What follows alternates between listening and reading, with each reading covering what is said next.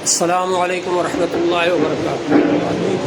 نحمده ونصلی علی رسوله الکریم، اما بعد، اعوذ باللہ من الشیطان الرجیم، بسم اللہ الرحمن الرحیم۔ قال اللہ تبارک وتعالی فی القرآن المجید والفرقان الحمید، یا ایھا الذین آمنوا اذکروا اللہ ذکرا کثیرا لعلکم تفلحون۔ محترم حضرات، اللہ جل شانہ کا بڑا فضل و کرم ہے اور اس کا انعام و احسان ہے کہ اس نے ہم کو اس مجلس کے اندر جمع فرمایا، جس کو ذکر کی مجلس کہا جاتا ہے۔ اس مجلس کے اندر اللہ تعالیٰ کے فرشتے جمع ہوتے ہیں۔ حدیث پاک میں آتا ہے اللہ تعالیٰ نے فرشتوں کی ایک ایسی جماعت بنائی ہے جن کو سیارہ کہا جاتا ہے، یعنی وہ گھومتے پھرتے رہتے ہیں اور اسی تلاش میں رہتے ہیں کہ کہاں ذکر کی مجلس ہو رہی ہے، تو جب ذکر کی مجلس دیکھتے ہیں تو وہاں پر جمع ہو جاتے ہیں۔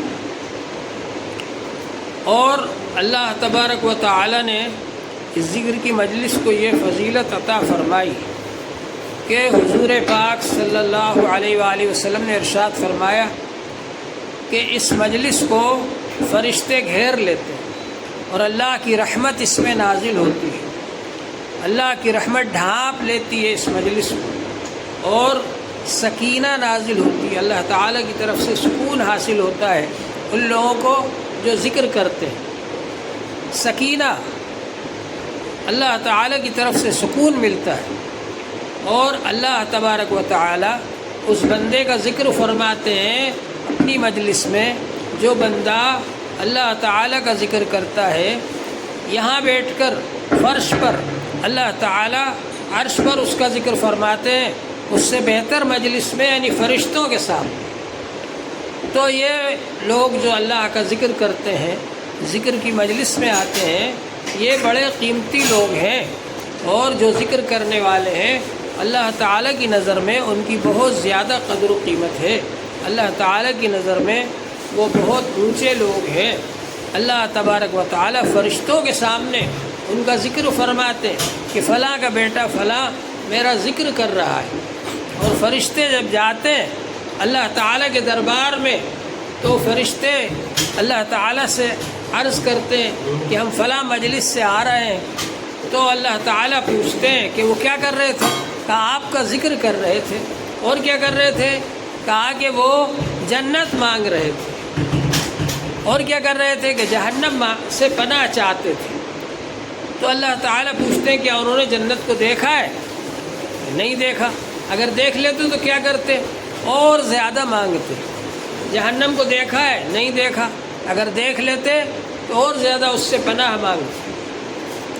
تو اللہ تعالیٰ ارشاد فرماتے ہیں فرشتوں تم گواہ رہو، میں نے ان سب کی مغفرت کر دی۔ تو فرشتے کہتے ہیں ان میں کوئی ایسا آدمی بھی تھا جو کہ مقصد نہیں تھا ذکر کی مجلس میں آنا، ویسے ہی گزرتے ہوئے شریک ہو گیا تھا وہ آدمی، تو اللہ تعالیٰ فرماتے ہیں میں نے اس کی بھی مغفرت کر دی، اس لیے کہ یہ ایسے لوگ ہیں کہ ان کے پاس بیٹھنے والا محروم نہیں رہتا۔ تو یہ ذکر کی مجلس کی بڑی فضیلت ہے۔ اللہ جل شانہ نے اس ذکر کے اندر یہ تاثیر رکھی ہے کہ جب آدمی ذکر کرتا ہے تو اس کے دل پر اثر پڑتا ہے۔ زبان سے ذکر کرتے کرتے دل پر اثر پڑتا ہے اور اعضاء اور جوارح پر بھی اثر پڑتا ہے۔ اللہ تبارک و تعالیٰ کی محبت پیدا ہوتی ہے، دل میں سکون حاصل ہوتا ہے، اللہ تعالیٰ سے تعلق جڑتا ہے، اللہ تبارک و تعالیٰ کی اطاعت اور فرما برداری کرنے کو دل چاہتا ہے، اور اللہ تعالیٰ نے جن کاموں سے منع فرمایا ہے، گناہ کے کام، ان سے آدمی بچنے لگتا ہے۔ گناہ کرنے کی وجہ سے دل میں بھی آگ جیسی لگتی ہے اور اعضاء اور جوارح بھی صحت مند جو ہیں ان میں بیماریاں آتی ہیں، لیکن جب آدمی اللہ کا ذکر کرتا ہے، اللہ کی اطاعت اور فرما برداری کرتا ہے تو اس کی وجہ سے دل میں سکون حاصل ہوتا ہے، ٹھنڈک حاصل ہوتی ہے، اور پھر وہ ٹھنڈک سارے اعضاء اور جوارح میں محسوس ہوتی ہے اور وہ اس کو ذکر کی لذت اور حلاوت اور مٹھاس محسوس ہوتی ہے ذکر کرنے والے کو۔ حضرت شیخ الحدیث مولانا زکریا صاحب رحمۃ اللہ علیہ نے لکھا ہے فضائل ذکر کے اندر کہ ذکر کی ایسی لذت ہے کہ جو ذکر کرتا ہے اس کو تو محسوس ہوتی ہی ہے، کبھی ایسا ہوتا ہے کہ جو پاس میں بیٹھا ہے اس کو بھی محسوس ہوتی ہے ذکر کی لذت، کہ کتنے لذت کے ساتھ، کتنے مٹھاس کے ساتھ اللہ کا نام لے رہا ہے، تو اس کی مٹھاس اور لذت پاس میں بیٹھے ہوئے آدمی کو بھی محسوس ہوتی ہے۔ اور جب اللہ تعالیٰ کی رحمت نازل ہوتی ہے تو اس کی وجہ سے سب کو فائدہ پہنچتا ہے۔ تو بہرحال یہ ذکر کی مجلس بڑی قیمتی مجلس ہے، اللہ تبارک و تعالیٰ کا فضل و کرم ہے کہ ہم لوگ اس کے اندر حاضر ہوئے۔ ذکر سے کیا فائدہ ہے؟ ذکر سے آدمی کے دل کے اندر اللہ کا تقوی آتا ہے، اس لیے کہ جب ذکر کرتے کرتے اللہ کی محبت ہوگی، اللہ کی عظمت ہوگی، اللہ کی بڑائی دل میں آئے گی، اللہ کی کبریائی دل میں آئے گی، اللہ تعالیٰ سے تعلق جڑے گا، تو انسان گناہوں سے بچے گا، اور گناہوں سے بچنے کا نام تقوی ہے۔ تقوی اللہ کا خوف دل میں اتنا ہو جائے کہ آدمی گناہوں سے بچنے والا بن جائے، گناہوں سے دور رہنے والا بن جائے آدمی، یہ ہے تقوی۔ تو تقوی بھی ذکر کرنے سے حاصل ہوتا ہے، تقوی بھی اللہ کے خوف سے حاصل ہوتا ہے۔ اللہ کی عظمت اور کبریائی اور بڑائی جب دل میں آتی ہے تو انسان پھر گناہوں سے بچتا ہے، اور تقوی پر اللہ تعالی نے بہت سارے وعدے کر رکھے۔ ان اللہ مع الذین اتقوا والذین هم محسنون، اللہ تعالیٰ ان کے ساتھ ہے جو تقوی اختیار کرنے والے ہوں اور اچھے کام کرنے والے ہوں۔ اللہ تبارک و تعالیٰ کی مدد ان کے ساتھ رہتی ہے۔ اللہ تبارک و تعالیٰ نے فرمایا جو لوگ تقوی اختیار کرتے ہیں، یا ایھا الذین آمنوا اتقوا اللہ، اے لوگو اللہ کا تقوی اختیار کرو، اللہ سے ڈرو، اللہ کا خوف اپنے دل کے اندر پیدا کرو۔ اس سے کیا فائدہ ہوگا؟ یجعل لکم فرقانا، اللہ تعالیٰ تمہارے لیے فرقان بنا دیں گے۔ فرقان کے معنی حق اور باطل کو پہچاننے کا ذریعہ، حق کیا ہے باطل کیا ہے یہ سمجھ میں آنے لگے گا۔ اگر آپ کے اندر تقوی ہے، اللہ کا خوف ہے، اللہ سے ڈرتے ہیں، تو اللہ تبارک و تعالی آپ کے اندر یہ صلاحیت پیدا کر دیں گے کہ آپ حق اور باطل کو پہچان لیں گے، جائز اور ناجائز کو سمجھنے لگیں گے۔ علماء کے پاس بیٹھنے کی اور بزرگوں کی صحبت میں بیٹھنے کی یہ صلاحیت پیدا ہو جاتی ہے، یہ تاثیر ہے، یہ فائدہ ہوتا ہے کہ آدمی اب سمجھنے لگتا ہے حق اور باطل کو، اچھے اور برے کو۔ ایک بہت بڑے بزرگ تھے شیخ عبدالعزیز دباغ رحمۃ اللہ علیہ، دہلی میں رہتے تھے۔ وہ بالکل ان پڑھ آدمی تھے، کچھ پڑھے لکھے نہیں تھے، لیکن جب ان کے سامنے قرآن پاک پڑھو تو کہتے تھے یہ آیت ہے قرآن پاک، جب حدیث پاک پڑھو تو کہتے تھے یہ حدیث پاک ہے۔ تو ان سے لوگوں نے پوچھا کہ آپ تو پڑھے لکھے نہیں ہیں، آپ کو کیسے سمجھ میں آتا ہے؟ تو انہوں نے کہا کہ قرآن پاک کا ایک نور الگ ہے، جب کوئی قرآن پاک پڑھتا ہے تو مجھے وہ نور دکھائی دیتا ہے اس کے منہ سے نکلتے ہوئے، تو میں سمجھ جاتا ہوں کہ یہ قرآن پاک ہے۔ اور حدیث پاک کا نور الگ ہے، جب کوئی حدیث پاک پڑھتا ہے تو اس کے منہ سے ایک الگ طرح کا نور نکلتا ہوا دکھتا ہے، تو میں سمجھ جاتا ہوں کہ یہ حدیث پاک ہے۔ تو انسان جب بزرگوں کے پاس بیٹھتا ہے، ذکر کی مجلس میں شریک ہوتا ہے، ذکر کرتا ہے، تو اللہ تبارک و تعالی اس کے اندر صلاحیت پیدا کر دیتے ہیں، جس کے اندر وہ حق اور باطل کو بھی پہچاننے لگتا ہے، اچھے اور برے کو پہچاننے لگتا ہے۔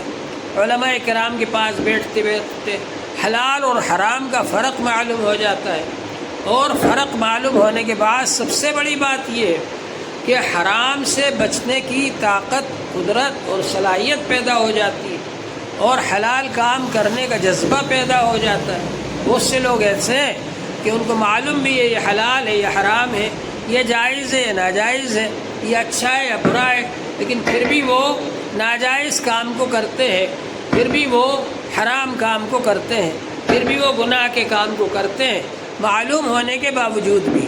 کیوں؟ اس لیے کہ ذکر نہیں کیا، ذکر کرنے سے یہ صلاحیت پیدا ہوتی ہے کہ جو کام حرام ہے آدمی اس سے بچتا ہے، بریک لگ جاتا ہے آدمی کو، گناہوں سے بچنے میں بریک لگ جاتا ہے۔ بریک کا نام ہے تقویٰ۔ جس طرح سے آپ کو ذکر اوپر لے کر چلتا ہے، ذکر کے ذریعے سے آپ آگے بڑھتے ہیں۔ کیا ہوتا ہے؟ ایکسیلیٹر، آگے بڑھانے کے لیے گاڑی کو ذکر کے ذریعے سے آپ آگے بڑھتے ہیں، اور بریک لگتا ہے تقوی کے ذریعے سے کہ آدمی گناہوں کے کاموں سے رک جائے تاکہ ایکسیڈنٹ نہ ہو جائے۔ انسان جب رک جائے گا گناہوں کے کاموں سے تو ایکسیڈنٹ نہیں ہوگا۔ غصہ آ رہا ہے، حدیث پاک میں آتا ہے کہ جب غصہ آئے اگر کھڑے ہو تو بیٹھ جاؤ، اور بیٹھے ہو تو لیٹ جاؤ۔ جھگڑا کیسے ہوگا؟ جھگڑا تو اس وقت ہوتا نا جب آدمی اچھلتا کودتا، دوڑ کر کے لڑائی کرنے کے لیے آگے جاتا اور پھر لڑائی کرتا، گالی بکتا اور ہاتھ مارتا۔ یہاں تو یہ فرما رہے کہ جب غصہ آئے کھڑے ہو تو بیٹھ جاؤ، اور بیٹھے ہو تو لیٹ جاؤ۔ حضور پاک صلی اللہ علیہ وآلہ وسلم نے ارشاد فرمایا لا تغضب۔ ایک صحابی نے کہا مجھے ایسی نصیحت کیجیے جو مختصر ہو اور آپ کے بعد کسی سے نہ پوچھنا پڑے۔ تو آپ نے ایک ہی بات فرمائی، لا تغضب، غصہ مت کرنا۔ جب آدمی غصہ نہیں کرے گا تو بہت سارے جھگڑے فتنے ختم ہو جائیں گے وہیں پر۔ حضرت ابوبکر رضی اللہ تعالیٰ عنہ کے پاس ایک آدمی آیا، وہ جھگڑا کر رہا ہے، ہر کچھ بک رہا ہے ان کے سامنے، اب وہ خاموش بیٹھے ہوئے ہیں۔ اب کہاں تک خاموش بیٹھتے؟ آخر ان کو بھی غصہ آ گیا، کہاں تک صبر کرتے؟ ان کا صبر بھی جواب دے گیا۔ تو وہ صبر کرتے کرتے پھر وہ بھی بولنے لگے۔ جب وہ بولنے لگے تو حضور صلی اللہ علیہ وآلہ وسلم اٹھ کر چلے گئے وہاں سے۔ اب جب وہ حضور صلی اللہ علیہ وسلم اس مجلس میں سے اٹھ گئے، ابوبکر رضی اللہ عنہ مزاج کو پہچانتے تھے اور سچے عاشق تھے حضور صلی اللہ علیہ وسلم کے۔ وہ سمجھ گئے، احساس ہو گیا کہ ارے میرا بولنا حضور صلی اللہ علیہ وسلم کو پسند نہیں آیا، ناگوار گزرا۔ اس لیے وہ بھی اٹھ کر کے حضور صلی اللہ علیہ وسلم کے پیچھے دوڑے اور کہا اللہ کے رسول، جب تک وہ آدمی کچھ بھی بک رہا تھا تو آپ خاموش بیٹھے رہے میرے ساتھ میں، اور جب میں نے بولنا شروع کیا تو آپ اٹھ کر چل دیے۔ تو حضور پاک صلی اللہ علیہ وآلہ وسلم نے فرمایا جب تک تم خاموش تھے اللہ تعالیٰ نے ایک فرشتہ مقرر کیا تھا، وہ تمہاری طرف سے جواب دے رہا تھا۔ جب تم نے بولنا شروع کیا وہ فرشتہ چلا گیا، اب تم خود نپٹ لو۔ تو معلوم یہ ہوا کہ آدمی جھگڑا جو کرتا ہے تو اگر آپ حق پر ہیں تو اللہ تعالیٰ کی مدد آئے گی آپ کے ساتھ، اور سامنے والا جو ہے وہ ظاہری طور پر چاہے اپنے آپ کو یہ سمجھے کہ میں جیت گیا، لیکن وہ جیتا نہیں۔ حضرت امام حسین رضی اللہ تعالیٰ عنہ کو میدان کربلا میں شہید کر دیا اور ان کے 72 ساتھیوں کو بھی شہید کر دیا۔ ظاہری طور پر تو ایسا لگا کہ یزید اور اس کی فوج جیت گئی اور حضرت امام حسین رضی اللہ عنہ کو شہید کر دیا، پورے خاندان کو مٹا دیا۔ لیکن حضرت حسین رضی اللہ عنہ جس حق کو لے کر کے آئے تھے باطل کے مقابلے میں کہ ہمیں باطل کو ختم کرنا ہے اور حق کو آگے بڑھانا ہے، قربانی تو دی اس کے لیے، مگر اس قربانی کا یہ اثر ہوا کہ ساری دنیا میں یزید کی پول کھل گئی کہ یہ اوپر سے اچھا بنتا ہے، اندر سے خراب آدمی ہے۔ حضرت امام حسین رضی اللہ عنہ کو شہید کرنے کے بعد یزید نے کہا کہ میں نے بدر کا بدلہ لے لیا، یعنی اس کے دل میں بغض چھپا ہوا تھا۔ وہ صحابہ کرام جنہوں نے بدر کے میدان میں جنگ کی تو اس وقت یزید اور اس کا خاندان کافر تھے اور کافروں کی طرف سے لوگ لڑنے آئے تھے اور بہت سے لوگ اس میں مارے بھی گئے۔ جنگ بدر میں 70 کافر مارے گئے۔ تو بہرحال ان لوگوں کے دلوں میں بغض چھپا ہوا تھا، حضور صلی اللہ علیہ وسلم کا بغض، صحابہ کرام کا بغض، اہل بیت کا بغض ان لوگوں کے دلوں میں چھپا ہوا تھا۔ تو ظاہر یہ کرتے تھے ہم بہت اچھے آدمی ہیں، سب مسلمانوں کے نیتا بن گئے، قائد بن گئے اور بادشاہ بن گئے، حکومت بھی مل گئی۔ اب بہت سارے لوگ ویسے بھی خاموش ہیں، تم کچھ بھی غلط کام کر رہے ہو، کچھ لوگ اس لیے خاموش ہیں کہ مار ڈالے گئے، قتل کر دے گا، اس لیے خاموش ہے، جان بچانا بھی فرض ہے۔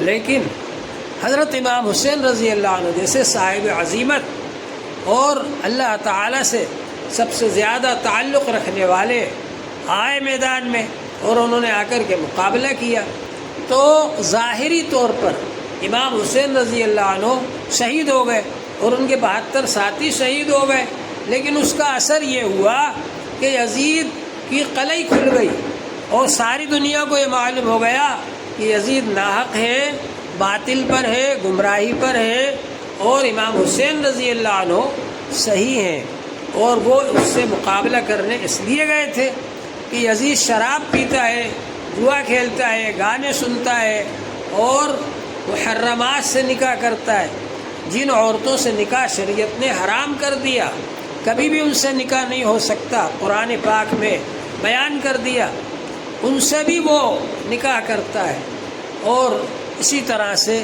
زنا کرتا ہے۔ تو اب ظاہر ہے جو چیزیں شریعت نے حرام کی ان کو وہ حلال سمجھتا ہے، اور جیسا بادشاہ کرتا ہے ویسے ہی سب لوگ کرتے تھے۔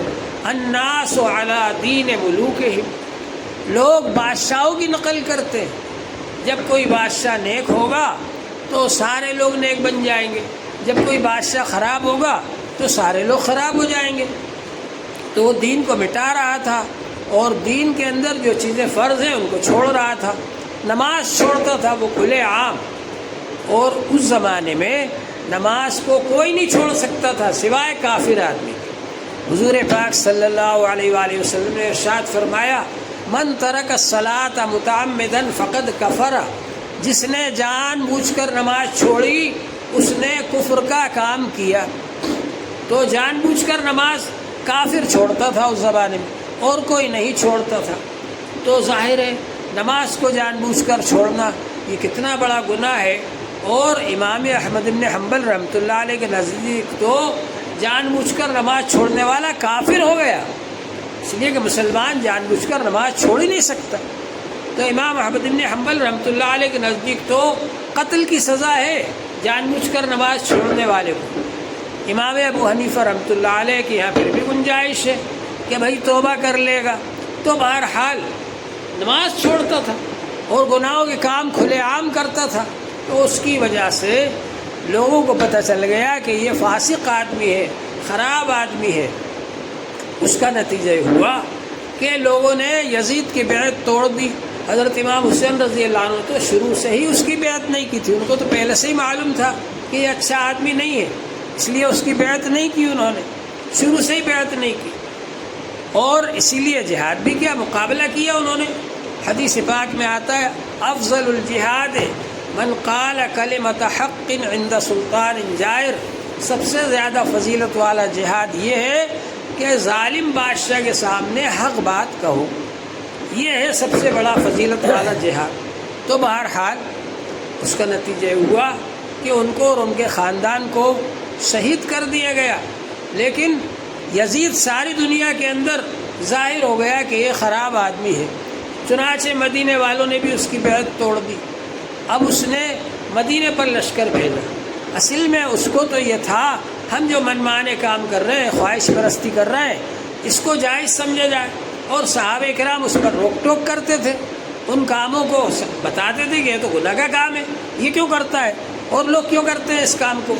تو صحابہ اس کی آنکھوں میں کھٹکتے تھے کہ یہ صحابہ جب تک ہیں تو ہماری منمانی نہیں چلے گی، اس لیے اس نے امام حسین رضی اللہ عنہ کو شہید کرنے کے بعد پھر یہ کام کیا کہ مدینہ شریف کے اوپر حملہ کرنے کے لیے لشکر بھیج دیا،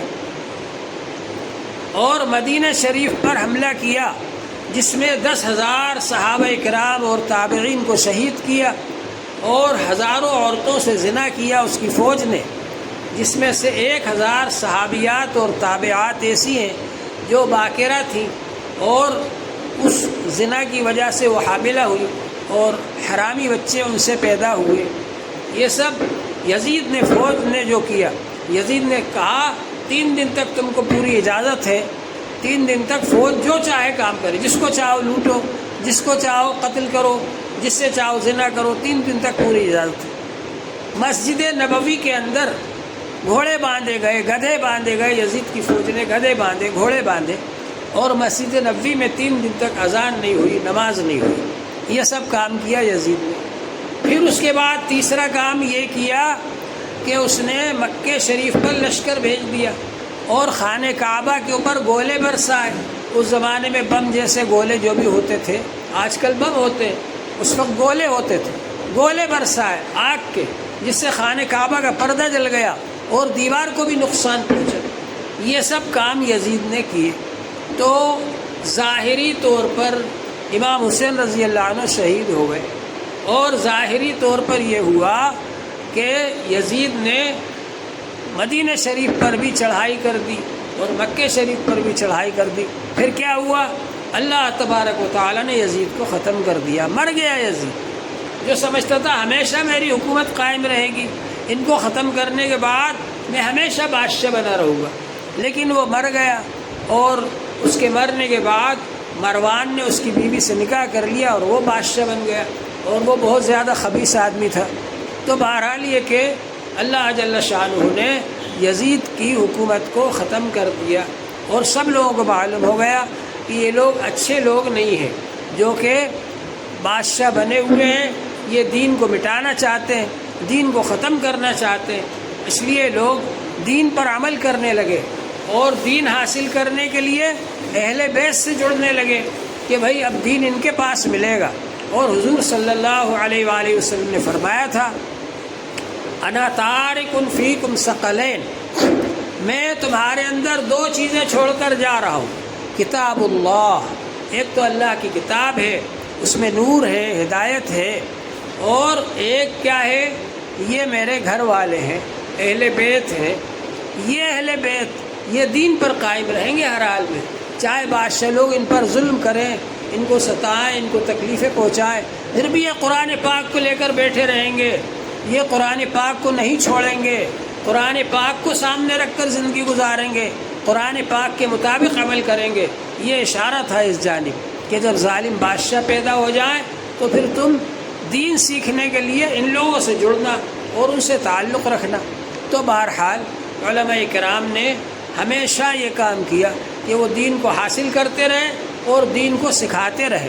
تو ہمیں ان صحابہ کرام سے جڑنے کے لیے فرمایا گیا جو صحابہ کرام ان بادشاہوں کا مقابلہ کر رہے تھے اور ان کو بتلا رہے تھے کہ تم یہ غلط کام کر رہے ہو، ان کو چھوڑو، یہ دین کا کام نہیں ہے۔